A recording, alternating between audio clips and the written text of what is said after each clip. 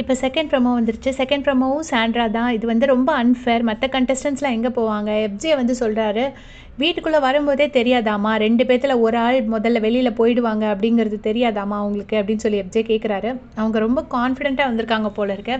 நம்ம எப்படியும் winner and runner ஆயிடலான்னு. Obviously அது தப்பு ஒன்றும் கிடையாது. எல்லாருமே கான்ஃபிடென்ஸோடு தான் வருவாங்க. பட் அதனால தான் அவங்களுக்கு தெரிலன்னு நினைக்கிறேன்.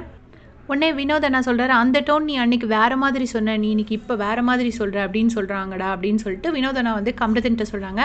உடனே கமருதன் சொல்கிறாங்க, ரொம்ப சுத்த விடுறாங்க அப்படின்னு. எனக்கு ஆக்சுவலாக அந்த சுத்த விடுறாங்கோட அர்த்தமே எனக்கு தெரியாது. நான் ஃபஸ்ட் டைமாக விஜய் சேதுபதி சார் பேசி தான் அந்த வேர்டே நான் கேட்குறேன்.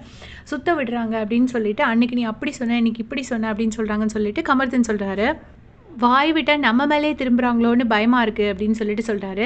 அதுக்கு வந்து கானா வினோதனா சொல்கிறாரு, நீ கொஞ்ச நேரம் பேசுனேன்னா உன் மேலே பெறல விட்டுருவாங்க, அதாவது இப்போ ப்ளேமை தூக்கி உன் தலையிலே போட்டுருவாங்க அப்படிங்கிற மாதிரி கானா வினோதனா சொல்கிறாரு. அதுக்கு வந்து பாரு சொல்கிறாங்க, நம்ம போய் போய் பேசுகிறோம்ல அதான் பிரச்சனை, அதனால தான் வருது அப்படின்னோடனே கானா வினோதனா சொல்கிறாங்க, எல்லாம் அமிதால வர பிரச்சனை, அவர் தான் போய் பேசுகிறாருன்னொடனே ஆமாம் ஆமாம் கரெக்டு தான், இவர் தான் போய் போய் பேசுகிறாங்க அப்படின்னு சொல்லிட்டு பார்வதியும் அதுக்கு ஆமான்னு சொல்கிறாங்க. உடனே வினோதனா கவுண்டர் கிங், உடனே நீயும் தான் அப்படின்னு சொல்லி பாருக்கிட்ட சொல்கிறாங்க. அது உண்மை தானே, பார்வன் தானே போய் பேசுகிறாங்க. இப்போ டக்குன்னு அமிதாவில் வந்ததுன்னு சொன்னோடனே டக்குன்னு வினோதனா வந்து உன்னாலையும் தான் அப்படின்ட்டு.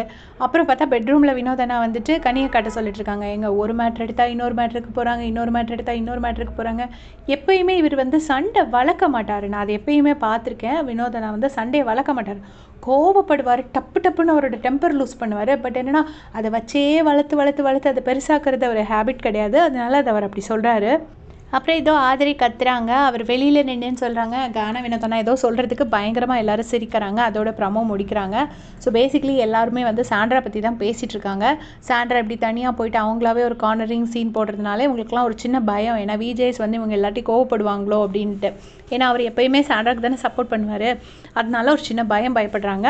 ஸோ ஹவுஸ்மேட்ஸோட பயமும் நியாயம் தானே. எனக்கு என்ன ஒரு கொஸ்டின்னா, நேற்று கனியக்கா வந்து ரொம்ப அழகாக ஒரு அட்வைஸ் பண்ணியிருப்பாங்க கானா வினோதனாக்கு. இந்த மாதிரி அவங்க சைடு ஒருவேளை நியாயம் இருக்குமோன்னு கூட யோசிச்சு பாருங்கன்னா ரொம்ப அழகாக அட்வைஸ் பண்ணியிருப்பாங்க. அந்த மாதிரி நல்ல விஷயங்கள் ஏதாச்சும் ஒன்று ப்ரமோவில் போட வேண்டியதுதானே. ஏன் எப்பயுமே சண்டையே போடுறாங்க? இல்லை எதனா ஃபன் கண்டென்ட் போடலாம்ல. ஏன் தான் இப்படி இந்த மாதிரி அழுறவங்களுக்கே ப்ரமோ போட்டால் மற்ற சும்மா இருக்கிறவனும் வந்துட்டு அழுதுட்டு தானே போவான். அது ஏன் புரிய மாட்டேங்குதே தெரியல. உங்களுடைய கமெண்ட் சொல்லுங்கள்.